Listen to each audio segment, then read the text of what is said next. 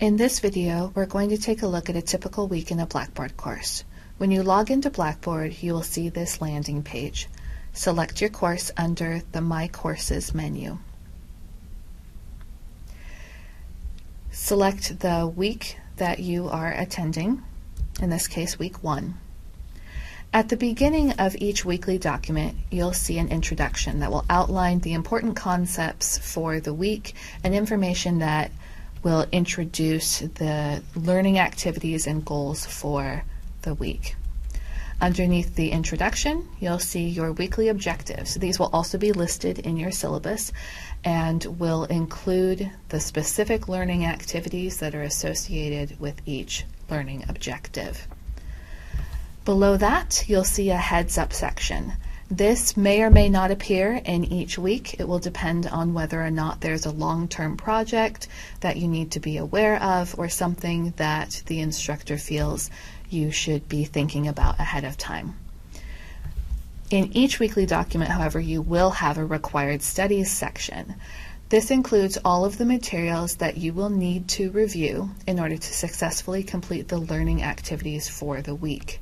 At the top of the required studies section will be any readings from your required textbook, including specific chapters or sections, followed by a section of other materials to read, to view, or experience in some other way.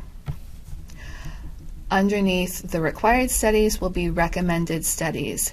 These are materials that are not necessary to complete the learning activities for the week, but may help you to understand concepts and enhance your overall learning experience. A typical week in a Blackboard course will include 2 discussions and an assignment or a quiz. However, in week 1 of each course, you will also have a discussion labeled Academic Agreement. In this case, this course also includes a couple of tutorials and quizzes that are deemed necessary before beginning the course. But this also gives us an opportunity to show where to find quizzes if you have a quiz in your weekly document. So go back up to the top of the page, and on the left-hand side, you'll see quizzes in the course menu. Click on quizzes and select the appropriate quiz that you need to take for that week. Complete it, submit it, and then you can go back to your weekly document and see what's next. In this case, that quiz is a part of a discussion. So after you've completed the quiz, you'll need to go to the discussion, follow the instructions that are included in the weekly document, which will also be included in the discussion board itself.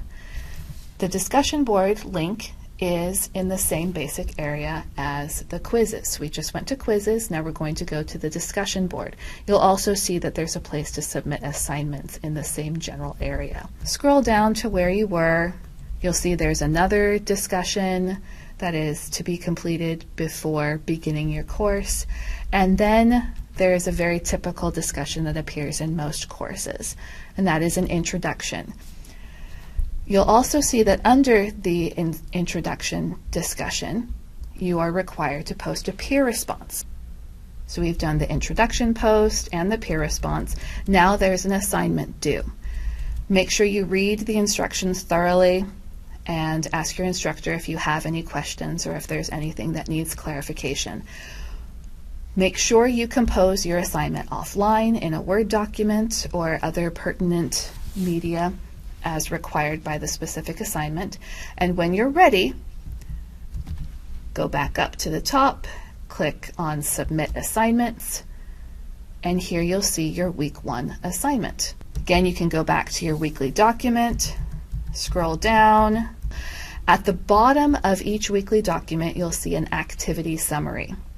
This appears in most courses, but not in all. If you do have an activity summary, it will simply list all of the activities, when they're due, what you need to do. So it's a very convenient way to keep track of the activities for the week. Followed by a closing scripture, and that's the end of week 1.